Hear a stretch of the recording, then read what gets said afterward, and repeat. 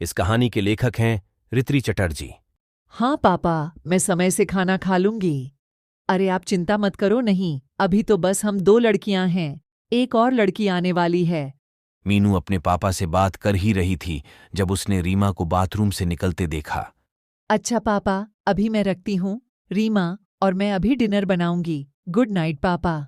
बस कुछ दिन हुए मीनू को बेंगलोर आए हुए कॉलेज खत्म होने के बाद उन्होंने आईटी सेक्टर में जॉब ले लिया। नए शहर में इंसान बहुत जल्दी अकेला पड़ जाता है। इसीलिए मीनू को जब गर्ल्स हॉस्टल के बारे में अपने ही ऑफिस कॉलिग रीमा से पता चला तो वो भी इधर शिफ्ट हो गई। मकान मालिक ने ये घर वर्किंग वुमेन के लिए हॉस्टल जैसा बनाया है। पहला और दूसरे माले पर 4 लड़कियां रहती हैं और तीसरे माले पर रहती हैं मीनू और रीमा। लेकिन उनके बाजू में एक और नई लड़की आने वाली है।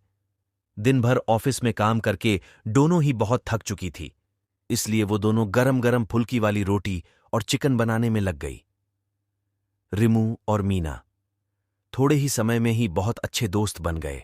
वो बातें कर रहे थे और खाना बना रहे थे कि तभी मीनू ने अचानक गेट खुला जाने की आवाज सुनी। कोई सीढ़ियों से चलकर ऊपर आ रहा था। शायद नई लड़की आ गई। ये कहते हुए रीमा दरवाजा खोलने के लिए गई। फिर जैसे उसने दरवाजा खोली, उसे एक अजीब से बेचैनी हुई। चलने की आवाज धीरे धीरे पास आ रही थी। रीमा की दिल की धड़कन तेज हो गई। आवाज पास आती गई और धड़कन बढ़ती गई। किचन में अकेले खड़े होकर मीनू सोच ही रही थी कि रीमा को इतना समय क्यों लग रहा है।